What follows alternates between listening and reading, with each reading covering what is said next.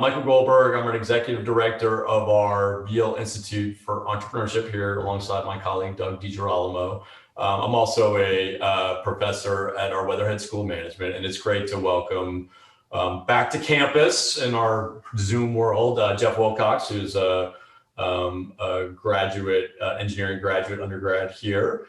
And Jeff and I met through Al's introduction, which is great. And Jeff, we're thrilled to welcome you to our alumni speaker series. Thank you. All of our sessions are moderated by students, and we're thrilled that Himika Kalra is our moderator today. She is she did her undergrad here and also is currently in our master's in accountancy program and heading to Deloitte next year. Was also worked this summer for one of our alumni startups called Apartment List this summer as part of our remote entrepreneurship project program, which was a lot of fun. For those watching on LinkedIn, we're streaming on LinkedIn Live. Just if you have any questions that you want to put for Jeff, just let us know, and Doug and I will be monitoring, and we'll make sure that Himika gets the message. And for those that are on Zoom, we want this to be interactive, as you can tell, because I've already called on all of you. So just let Himika know what questions you have. You can either put a question in the chat, raise your real hand, raise your Zoom hand, but we want to have this be as interactive as possible. So with that, let me turn it over to Himika. And Jeff, thank you again for making the time. Thank you. Hello, everyone. As Professor Goldberg mentioned, my name is Himika Kalra, and I will be helping moderating the conversation today. I wanted to keep it a little bit casual. And first, Jeff, if you don't mind telling us a little bit more about yourself, your background, and what you currently do, and how this all plays into digital transformation. Yeah, wow, thank you. First, thanks for having me. It's been fun to reconnect with Case. I don't think I've been on campus. I graduated in -- so it's been since the late '80s that I've actually set foot on campus. So I hope to visit in person sometime soon. It's interesting that the folks, when they introduced themselves on the Zoom call, were talking about digital transformation and how important it is, and it is a huge topic, and so happy to address it. But what I've kind of come around to is, it reminds me of my master's thesis, which ended up, it was a nonlinear programming optimization problem. And it started out with pages and pages of equations and just a lot of detail and a lot of work. And I thought, okay, good, this is a master's thesis. And over time, I found simplifications and shortcuts and different ways to look at things. And so by the time I was ready to graduate, this was from Drexel, it all fit on one page, and I panicked. I'm like, how can a master's thesis possibly fit on one page? Is there anything here, there, or not? And I took it to my advisor, and he said, Jeff, what you either found here is something either profound or trivial, and I don't know which also sort of sent me into a tizzy. And that's a little bit how I feel about digital transformation, which is, and I'll tell you my sort of career story, but to me, it built up from really detailed technologies, artificial intelligence, machine learning, generative design, all that, which was all about technology. And then from there, it kind of went into, oh, wait, this is really about the IT backbone and the foundation that connects all that technology. And then I said, oh, wait, no, it's not. It's really about the practices that we employ so that we can best take advantage of those digital technologies. And then about 6 to 12 months ago, I said, oh, wait, no, it's not. It's about people, and it's about unleashing the power of using technology to unleash the power of people and working differently. All that's by way of saying, I don't know exactly what it is. And I was the founding vice president for digital transformation at Lockheed Martin. So happy to tease that in any direction. A little bit about my career. I did graduate from Case in '86. I didn't set out to be an engineer. I joined pre-med. I joined as a biology major.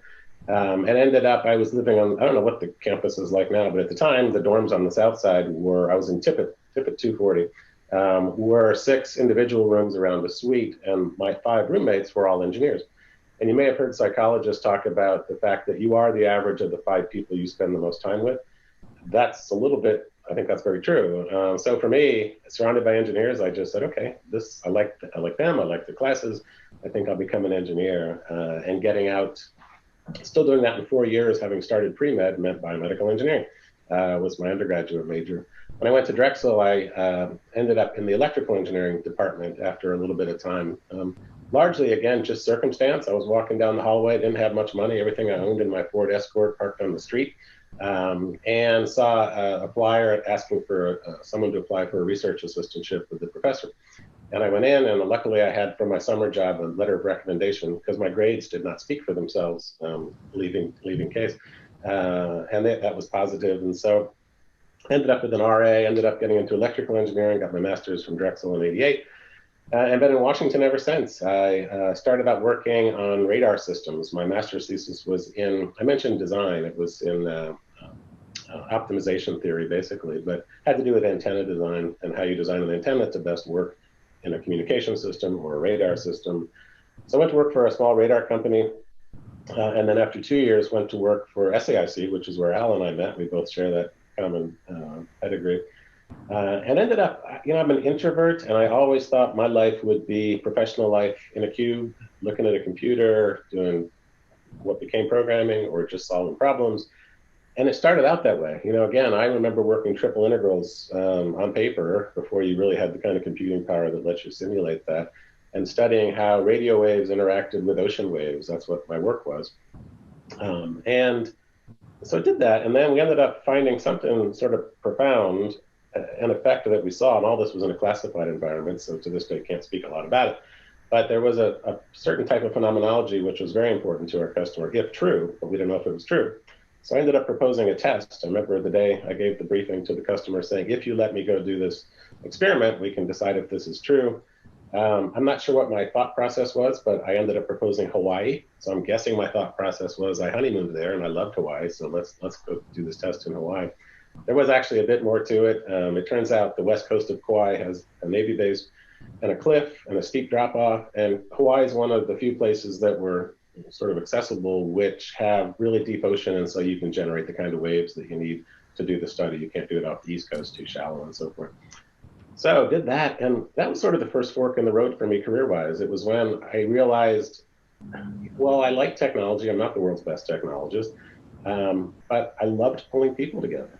I had a team of like 10 people, had a subcontractor, 2 subcontractors, one building electronics, one building this buoy. Just so exciting to pull it all together and then to pull it off, and to find out that the numbers really were true was, to this day, one of sort of the top 3, I'll say, accomplishments I think back on in my career. But that set me on a course of management. So I ended up successively leading larger and larger programs. And then eventually, just like you can't tell technology from program management after a while, when it's big enough, you can't tell program management from business management. So I ended up basically in business management of a large technology operation at SAIC. Long story there behind, after 17 years, decided to leave SAIC and took a job as vice president of initially software engineering at Lockheed Martin. And that was in 2007. And then over time, became vice president for engineering for the company. And then we ended up merging engineering and manufacturing. So I became the VP for both operations and design/engineering. And that's another important fork in the road in my career, because as an engineer, I had a sort of a hubris and a bias, which was design was where all the magic happened, and manufacturing was just where they did what you told them to do. It was sort of where my brain space was at the time. But when my job was to be involved with the folks on the factory floor and those that led them, the most common complaint I heard was, we have so much more innovation capacity in our factories than our engineers are designing for. If only they knew that, and if only we could connect digitally to them and holistically do design and manufacturing, and then later sustainment, field service, we could just create so much more value for our customer and solve problems so much more effectively. So that led, and I will wrap this up shortly, to, like I mentioned, once you start looking at that, you're looking at what they call operations technologies or digital technologies. You may have heard the term the fourth industrial revolution or industry 4.0, which again is this suite of augmented reality, virtual reality, generative design, machine learning, factory robotics, transformational computing, the whole suite of what we think of as the technology that's driving things today. So I put that portfolio together. And then again, you start to realize, okay, it's not about those technologies. It's about integrating that with the IT foundation. And that's when I worked with our leadership to create this vice president for digital transformation role, and ended up through a series of executive briefings. Again, a really formative time in my career. This is just going back 3 years now, but briefing in the boardroom is its whole other experience. And how do you sell to the 10 top people in the company this idea for this huge transformation program. So I did that, and then decided for a number of reasons. I like teaching. I'm an adjunct professor now at two schools, at Georgetown and at Miami of Ohio, where my boys go to college. So long story short, decided, okay, that was hard. I need to take a breath. I want to do some teaching. I want to spend some time with my family. So I went half-time starting in January. So I'm now half retired, which ultimately gets me to Himika's question, which is what's my current job? And now I'm the vice president for digital futures. I worked with our executive team to create a job that could be done half-time, that didn't have day-to-day responsibilities. And so my job is kind of in two pieces. I have the Vision 2030, which is asking, okay, a lot of change going on, right? What does the future look like? And nobody knows, but you can do sketches and propose ideas and say, maybe it'll be like this, maybe we'll work like this, maybe we'll use these tools, maybe we'll hire from different types of schools, whatever. And then you can do experiments. So we have this sort of agile cycle of casting a vision for the future, making hypotheses, and then running little experiments. I'll just give you one minor sort of example. If you believed in 2030, instead of being on Zoom, we'll all be holograms and we'll all be together virtually as holograms. Maybe true, maybe not. If so, well, let's buy two systems, put one in two different cities and try it out and see how it works, and then talk about it. It's just an example of the kind of loops that we do. Apologies for rambling and taking up most of our hour with my 30-year journey, but yeah, that's my story. That was really interesting. Thank you for giving us an overview. I actually do have a really good question that came in the chat. So Igor, would you like to ask the question? Sure, happy to. Hi, Jeff. I'm a case student in the master's program and an entrepreneur. And I was curious as to what you think of the innovator's dilemma and how you really balance strong innovation with what your customers are willing to adopt. Yeah, that's sort of been the question of my career. I actually had the honor of working with Clay Christensen. He came and spoke with us as a consultant. We lost recently, passed away. But Clay, if you don't know, he wrote the book and sort of was the Harvard professor who talked about this innovator's dilemma. Nobody's solved that, right? And it's about just sort of constantly finding a balance between risk and trying new things. There's a lot of different models where you set up entrepreneurial cells. Like if you think of a Lockheed Martin, you might know the history of the Skunk Works, which is started in Burbank, now in Southern California, and made some of the most iconic aircraft ever, known as one of the great innovation cells of all time. That was done in large part, if you read Kelly Johnson's rules, he was the founder of it, it's about separating it, right? And not burdening it with too much process and keeping it small and lean. So there are models that let you work with the innovator's dilemma to protect. You have to protect a cell, a think cell and an experimentation cell somewhere, hopefully multiple places in the organization, because big companies are built to routinize tasks and deliver products reliably, right? And so our customers count on that. So you have to balance that and that execution focus by having a separate activity, which is going to be, not that there's not innovation in how you do something you've done 3,000 of already, but that's incremental. You need a separate cell where you're doing those kind of studies, like a Skunk Works. But yeah, been around that problem for 20 or 30 years, never found a good answer. Take it day by day. Thank you. That's very helpful. So I had a question following what you said earlier about, when you're thinking about digital transformation through all the different years, the recent focus has been a lot more on people. Do you mind expanding a little bit more about how you came to that and what you've learned from the last few years? Yeah, thank you. I have this theory based on no data, just based on living and working for 30 years and watching people. And there are also studies where you ask people, how productive do you feel at work? How engaged do you feel at work across any industry? And you get pretty sad numbers. People say, well, I feel like I can give 30% of myself, to work because the rest it's just not, productive time. And anybody that's worked, I never worked in a small company, but certainly in big companies, the culture often has a lot of constraints, and the way we meet and the way we make decisions and the way we do strategy and the way we basically share information in the company. So what became clear out of digital transformation was the shift to this fourth industrial revolution is the shift to treating data as the strategic asset. It's not the product stream itself. It's not like going from here to here to here, and it's not the financials, it's the data. And there's a lot behind that, like digital tapestries and virtual design and so forth. But once you shift to data being the core value creator for the company, then the question becomes, how do you share that data? And how do you unlock the potential of that data? And that's all about people. That's all about transparency. You know, how do you make sure people know what they need to be fully engaged? And I can talk more about the practices we use to do that kind of thing. How do you make sure management has the visibility to make the right decisions, whether they're investing in a new factory or changing a policy? How do you become a data-driven company? And you do that by changing how people exchange information and turn it into value. So I'm saying this poorly, but people have phenomenal capacity, and too often we don't put them in a situation where they can unleash it.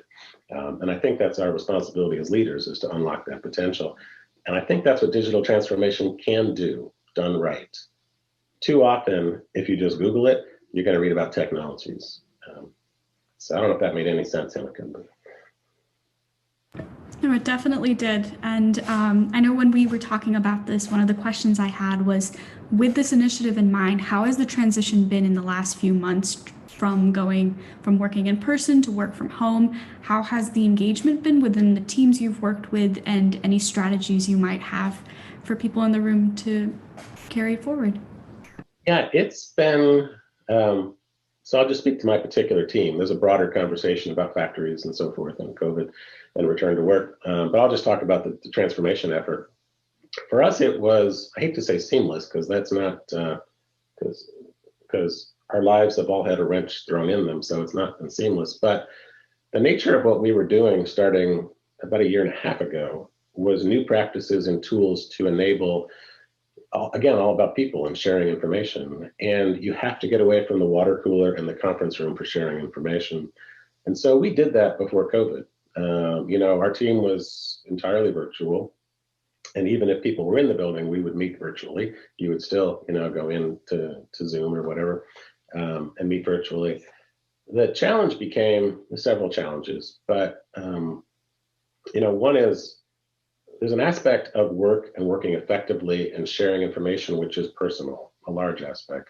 And when you lose that kind of water cooler conversation or just casual talking about your weekend, you lose a lot of value. And so we had to change our practices to do things like, we have what we call a check-in round. We start every meeting with a check-in round, and it's always a question, usually a silly one. If you could have any kind of cake for your birthday, what would it be? Or one of my favorites is, okay, we're going to take our meeting to the zoo today, but we only have time to see one animal, so what animal will we see?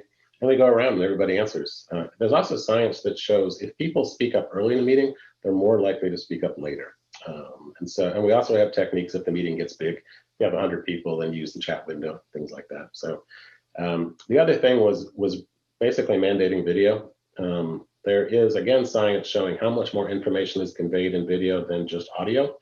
And so everybody turns their cameras on in our meeting, and it makes a huge difference to everybody. It's interesting, I've been coming alongside my kids who are remote learning. So I sit in their classes sometimes. I sit in my son's calc class and my other son's trigonometry class. Very few of the kids turn their cameras on, and I get that. A lot of times you haven't showered yet, or you just want to, not be seen. But it's hard for the teacher. It's hard for anybody trying to share information when you're just looking at black boxes, on the screen. So video was huge. Things like check-in rounds were huge. We also used, we went to Box for our collaborative documents. And so I find if you work in a meeting, people are much more engaged if instead of sort of going around and talking, we'll put questions up on a Box note and share the screen.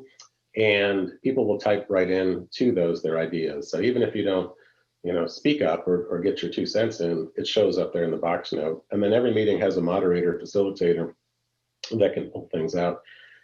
And the effect of that, and we have other things we've done too, but is everybody contributes.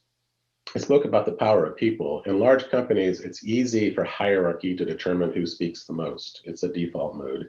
But when you use these other practices and tools, what happens is everybody contributes. So I remember a meeting, last year where we literally had our summer intern and our senior vice president in the room contributing equally, different types of ideas. So it's all about the power of diversity and diverse opinions and thoughts and bringing people together. So to come back around to your question, on the one hand, everybody's life had a wrench thrown into it, and you never want to minimize what. The other thing is to recognize what people are going through at home and may or may not be going through at home.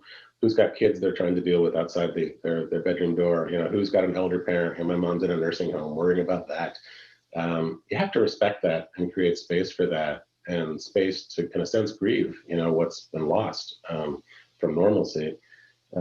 So the line definitely shifted between work is all about work and home is all about home to this interesting middle space where I think it's incredibly powerful, again, to help people contribute to the fullness of their potential. But it's also risk areas. People want privacy. Do you want someone, to know certain things about you?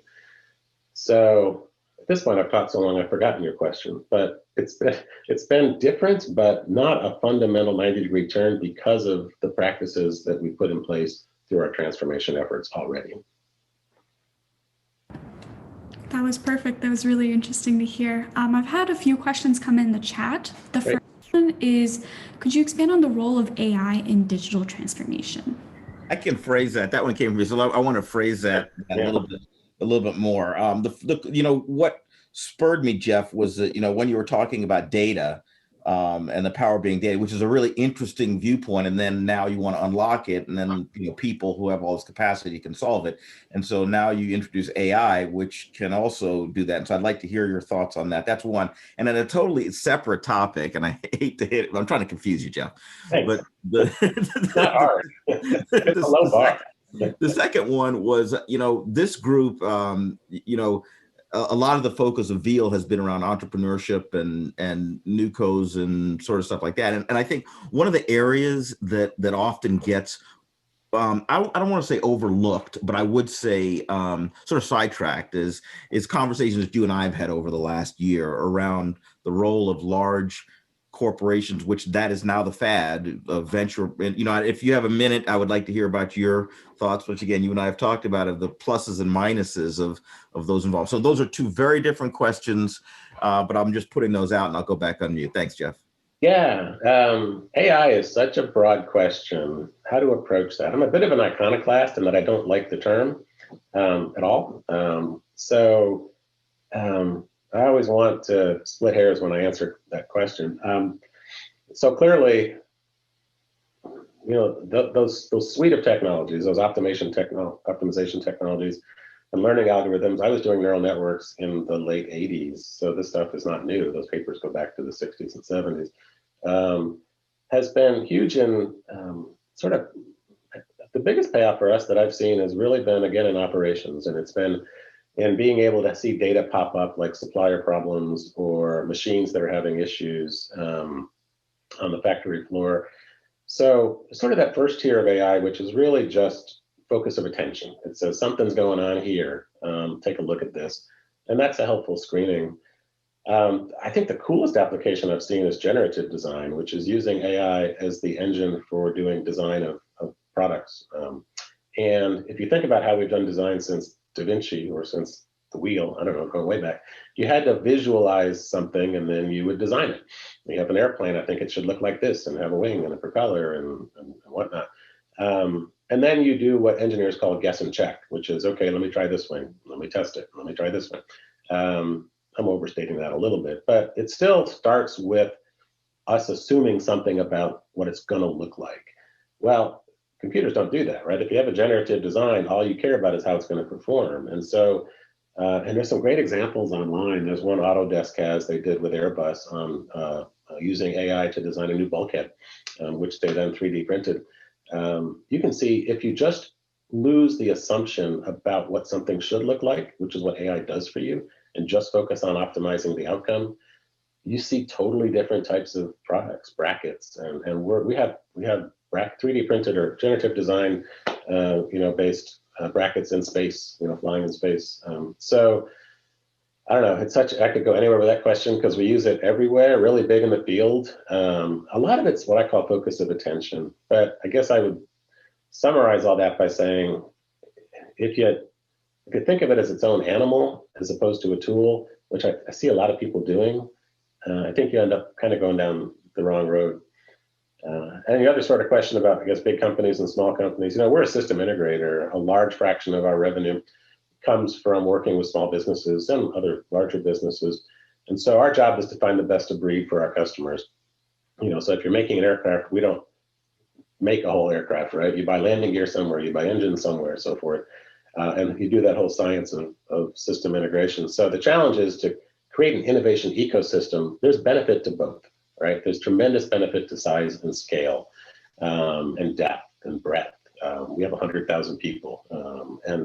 And then there's tremendous benefits to two people in a garage, that are thinking of things, a little bit like the AI example, that they don't have a preconceived notion of what something should look like. So, that's a challenge, and you and I have talked about this, Al, that I think needs to be cracked. How do you, as a big company, really embrace that innovation ecosystem and have the right impedance match to those smaller entrepreneurial companies? I think whoever figures that out most effectively will have a huge discriminator in their landscape.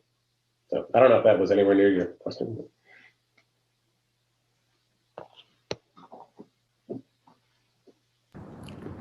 So we have a question coming in from Shruti. Would you like to unmute yourself and ask it? Yes, thank you. So I was wondering, you mentioned Clayton Christensen, and then I was reminded of another great, Henry Chesbrough, who spoke so vocally about open innovation and how we should adopt open innovation to try and increase the innovative output. Do we really think we've used open innovation enough? Are people free enough to do this, or do you think we should be really concentrating on this more? I think we should concentrate on that more. I've seen some great examples of it working. Like GE did, I think they're in Ohio, did an open innovation challenge for designing a product. I forget what it was, a widget of some sort. And whenever people run innovation competitions, the winners, quote unquote, are always from places you would not expect them to be from. It's again, just the power of thinking differently. The challenges end up being, sort of the obvious ones, right? Intellectual property and licensing, and who's going to get credit for that and who's going to make the money from that. Yeah, so I find that really interesting that 50 years after putting a man on the moon, we still haven't figured out how we can do this constructively, because you spoke about the power of people, and I give a talk quite often about the power of partnerships. Yeah. And whenever there's been a partnership, it has just been so, logarithmically more productive than not having it. And I just wondered whether the great minds can't get together and work out a way where, of course, IP is important, and the freedom to operate, etc. But if there is a way to not get around it, but work with it. Yeah, there have been some strikes there. I like the way you phrased that. In my current job, I didn't break it down, but we look at 2030 in three spaces. One is people, one is places where you work, and the other is partners, who you work with. And I did it that way because I think you're right. That if you look throughout history, look at what happened, during World War II between academia like MIT and between the Army/Air Force, and between industry, and how that led to the birth of that whole capability. Partnerships are just really powerful. We're trying to look at examples like the one I just mentioned where we've gotten it right.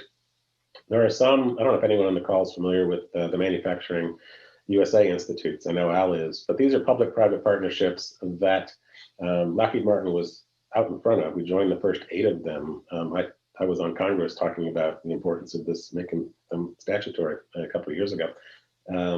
So those are where small companies and academia and industry. There's one in Ohio at America Makes. It's in Youngstown. One in Detroit, one in Pittsburgh, and so forth. So I think those are some small success stories where they have dealt with the IP issues, they've dealt with licensing issues, they've dealt with using pre-competitive approaches. Yeah, you'd think big minds could figure this out.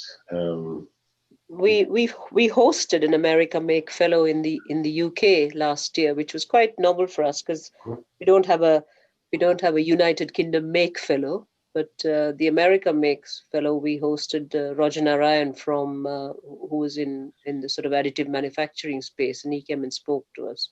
Yeah. And there's certainly a huge amount to learn from that.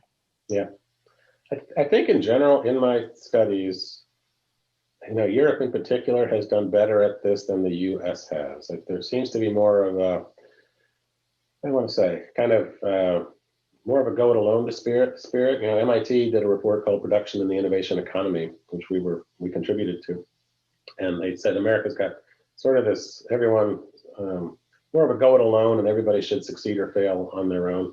Europe, in terms of how like the large companies deal with engage with smaller companies, is different. And I think there's a lot we could learn here. I toured the Audi plant in Ingolstadt in Germany a few years back, and their suppliers are in their park. And there's just constant feedback between them and their suppliers in design. So lots of room for improvement. Yeah, but thanks for that question, because figuring that out is going to be really, really important. And for whatever reason, we're not there yet. I would say also, Jeff, that universities, that's sort of how it works in many ways. I mean, not between universities, but certainly in a university. I mean, in many ways, the collaboration model and interdisciplinary model has really accelerated and has shown great successes. And so, I think that's one of the things that the industry can learn. And I think that's one of the great reasons why you want to have the higher ed, corporation partnerships, because it's again, at higher ed, partnerships is the way, interdisciplinary work is the way it goes.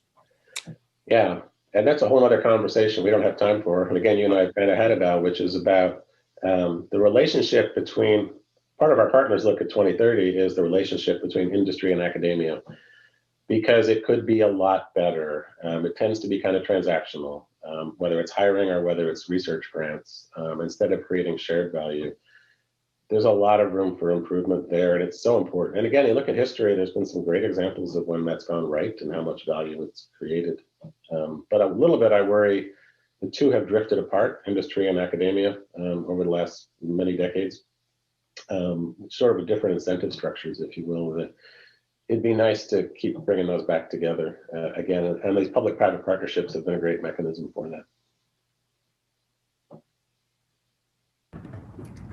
The question that I have is, do you think there's room for innovation in every company? And just another one that came in was, do you think this is going to become an industry or global norm for larger companies to become R&D wheelhouses? So can innovation happen anywhere? I can't think of an example where it can't, but innovation flourishes when leadership lets it flourish. So if you find yourself in a company where leadership is not letting it flourish, then it's not a healthy place to be. So yeah, I can't think of a case where it can't happen. Individuals can always innovate, in small groups inside of companies, often even outside of the 9 to 5 responsibilities that they may have. There's lots of examples of that. I think the 3M Post-it note story was done by somebody on his own time, was looking to make his choir director making his sheet music stick to the stand, and so found this glue that would let the sheet music stick to the music stand. That was on Sundays, right? Lots of examples. And there's companies, again, like 3M, I don't know if they still do this, I think Google does too, that actually set aside time for employees, a certain percentage of your time to think differently and big thoughts and try stuff. So yeah, I'd like to think that it can happen anywhere. But again, it's about leadership, creating the space for it to happen. I forgot the second question you said there, Himika. The second question was, do you think this is going to become an industry or global norm for larger companies to become R&D wheelhouses? I don't know the answer to that.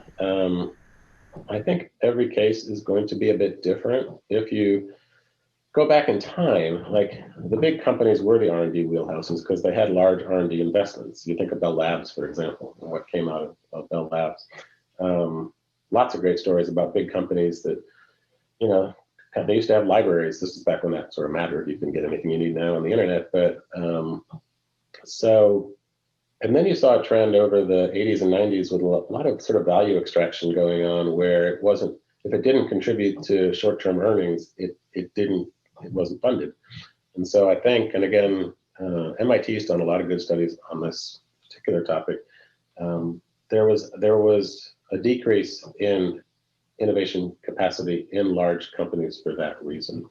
And now I think you've started to see it build up again out of a recognition that there's something to be said for scale and for having a lot of different minds together. Like I said, 100,000 people in our case, and now having the tools to actually have those minds work on the same problems at the same time, or contribute in ways you couldn't before the digital revolution, where you were just in a different office in a different part of the country. So I believe digital transformation really can favor large R&D companies, and it can be an innovation wheelhouse. And again, to come back to where I started, done right, done unleashing the power of people and not being overly prescriptive with it. But I think technology has caused that pendulum to swing all the way back swinging back to where that scale is a positive discriminator. And I do think that's a trend in large companies, done right. That is very interesting to hear. I just wanted to let everyone know that I will be taking the final rounds of questions, so please feel free to message me in the private message with anything that you have. A question that I do have as a student, and the thing is, when you go through university experiences, you're in that same mindset of what is expected from you, what your major expects, and you graduate, and before you know it, you're in the workforce. So a lot of this conversation today has been really intriguing and really pushing students to think beyond what is in the classroom, in the projects. So what advice would you have for a student, maybe either just starting their journey at school or towards the end, to think in the ways that you've talked about today and, think innovatively about the future? Yeah, thank you. That's hard. I'll start with a bit of a sort of controversial statement that won't endear me to the faculty members on the call. But in general, the thing that students are most surprised about when they join the company is how little their classroom experience resembled the work experience. There's really very little. I mean, you learn tools in school, but the classroom experience is the opposite in many ways of the work experience. And why I say that is in class, and again, I've been sitting in my kids' class and trying to help them with remote learning. It's really about, you're told what to do, you're told how to do it, and you're measured based on how closely what you did comes to what the instructor wanted you to do. Work is nothing like that. When you show up at work, and again, caveat saying my experience is limited to the companies that I've been in, but we work on large, complex, socio-technical issues and challenges. There's no one answer, there's no right answer. And often the questions aren't even posed necessarily. So, and I know when we have new hires come in, all of them, almost without exception, are sort of flummoxed by that, which is, okay, no one's telling me what to do. What's the homework? When's the next assignment? And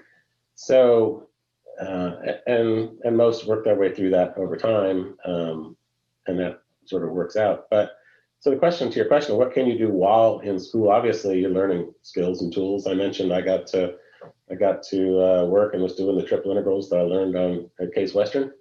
So you're learning tools, and that's valuable. I would encourage you to, start to cultivate the habit, if you don't have it, of asking questions and asking challenging questions of your instructors. And by challenging, I don't mean, will this be covered on the quiz next week, which is usually what the questions seem to be. But asking why is the most important question anybody can ask, and it can be annoying, to a professor. But when I tell someone there's something at work and I would like them to work on it, nobody ever says why, but I wish they would. Like, why is that important? Based on what that you're seeing, are you asking me to look at that? So that's a fair game question, for instructors as well. Why do I have to learn quadratic curve fitting? When is that used? Just to pick the example we did this morning in my son's calculus class. So ask a lot of questions, look for, the other challenge that you'll have is in school, classes are broken up and kind of separated. I know there are holistic programs where people work, jointly across schools and so forth, but in general, your classes are separate, right?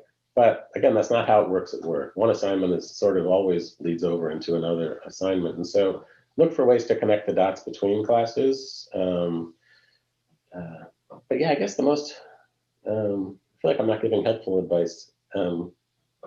Ask a lot of questions and understand why you're learning what you're learning, understanding how it relates to other things that you're learning, and help your teachers. When I teach a class, again, as I said, at Georgetown, and my favorite moments were when students asked questions or gave examples in ways that created shared value between them and me. And I could give you examples that we don't have time for, but I want to learn from my students as much as I want them to learn from me. I want them to make us all better. I want them to make the class better.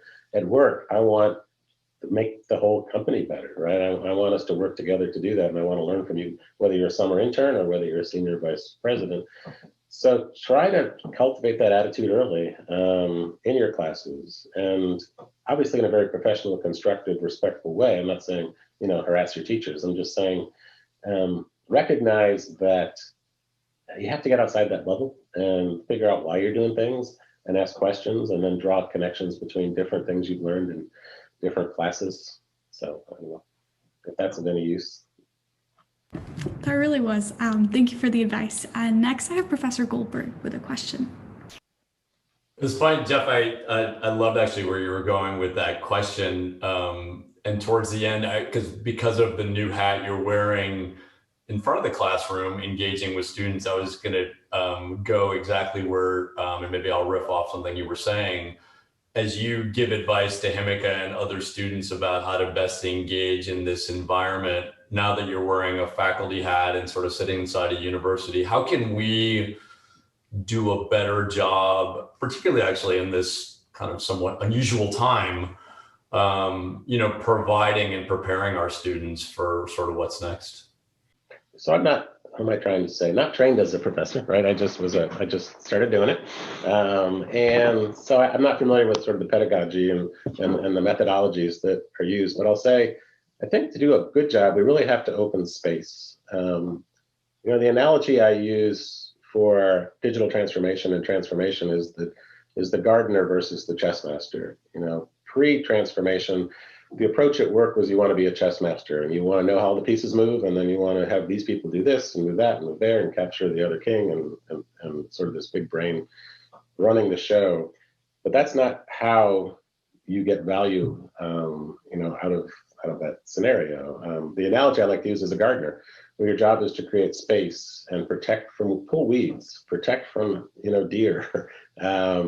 Understand that some days it's going to be a drought and some days you're going to get a flood, and work with that every morning. And every morning is going to be different. And go where the class or the team sort of wants to go naturally.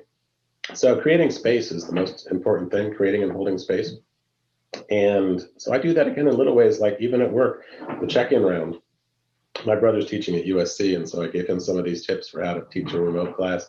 The check-in round is huge. Hear from your students, give them a chance to talk about whatever, get to know them. Working in shared documents is big, so everybody can contribute. It's easy to check out in class. I see my kids doing it, and I know I did it when I was a student. But as teachers, I think we can create an environment where it's not possible to check out. You're engaged the whole time using this technology by putting up notes and having the notes on a different screen, maybe something like that. I don't know. It was hard. Teaching was much harder than anything else I did because I just felt this incredible responsibility to understand something and then convey it to kids who were at all different levels of different places in life and different backgrounds. It's really hard, and I had tremendous respect. My parents were both teachers. My grandmother was a teacher, so I have a lot of respect for the profession. And it's hard, but I guess I keep coming back to creating and holding space is the job. It's the job of the professor. It's also the job of the leader at work, and protecting that space and encouraging growth in that space. And there are techniques and tools that you can use to do that. Great, thanks, Jeff. We have one final question from Stephen. Please go ahead. Thanks there. Really appreciate the conversation. Really enjoyed it so far. My question is, do you believe that digital transformation is here to stay, and that it will survive the potential departure of, its biggest advocates like Will Roper, or is it heavily dependent on a couple of, key personalities at pushing it onto a reluctant bureaucracy, a reluctant industrial base, and then once those individuals depart, either with a change of administration or whatnot, that things will kind of just return to the way they've always been done? So I'll give you two answers to that. One is it's definitely here to stay. There's no going back. Just like in the 70s and 80s, we went from working as aircraft designers on vellum, crawling all over the floor with markers to CAD systems. There's no going back. The productivity value is just too great. So it is here to stay. The other sort of opposite answer I'll give you is what it is will change. Because when you hold any construct for a while, over time, it loses value as a construct. You build up a language around it, and you build up a set of tools around it, and then inevitably it becomes too heavy and not useful. So, if you go back, I've been in the aerospace and defense industry for 30 years, as I said. There was a period where network-centric warfare was the big thing. It was about connecting platforms and so forth. And everything was around, that became the buzzword. And then the administration changes and there's a new buzzword. And now the buzzword sounds pejorative. I don't mean it to. I just mean, and it's good to have a rubric and to have a construct around which collect ideas. But just like, again, I learned at Case when I was doing vector transformations, every so often, if you rotate the axes, the XYZ axes, you'll see things you didn't see before. That happens in math, right? So I don't think in 10 years people will be using the term digital transformation. I think it'll go away. But that doesn't mean the technologies will go away or will go back. It'll just mean we'll find new operating frameworks. I think Agile was like this, Agile sort of, I don't know, was it the 80s or 90s? I think it was. The Agile Manifesto was written. And then that sort of grew up and was incredibly useful. And a lot of great stuff came out of it. And then it got very heavy. And if you've been involved with Agile since then, there's a lot of contractors that will sell you tens of millions of dollars worth of services to put Agile processes in place, which are every bit as heavy as the ones they replace. So, that is now being replaced by something else. So yes and no. There's no going back. These digital technologies, the AI and all the related technologies will continue to grow. The productivity gains are too great. The opportunity space is too rich. So it's going to keep going forward, but that doesn't mean the name won't change or sort of the current portfolio of what we call digital transformation won't change, in the next 5 or 10 years.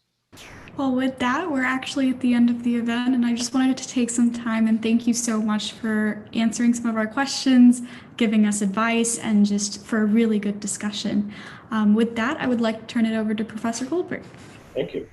Great. Himika, awesome job. Actually, Jeff, I was just texting Himika in the chat. She's graduating from our program this fall and has a job at Deloitte and has a little bit of time. I was like, you should ask Jeff what you should do with your year.